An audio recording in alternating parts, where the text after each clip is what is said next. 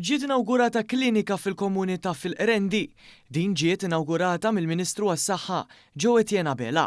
Il-Ministru Abela qal kif il-ftuħ tal-klinika komunitarja l-ġdida tal-Qrendi se jkun pass importanti biex ikomplu jissaħħu s-servizzi terapeutiċi u ta' podjatrija offruti fil-komunità. Bid-domanda għal dawn is-servizzi kibret b'mod sostanzjali is-sena l-oħra. Il-Ministru Abela qal kif minn din il-klinika se jibdew jiġu offruti servizzi ta' podjatrija Speech and Language Pathology kif ukoll servizz ta' psikoloġija marbuta mas-saħħa mentali u stmat li din il-klinika taqdil fuq minn 1600 persuna fis-sena. F'Malta ġew reġistrati 12,600 sessjoni ta' Speech and Language Pathology fil-kliniċi tal-komunità u 6,290 sessjoni oħra fil-health clinics.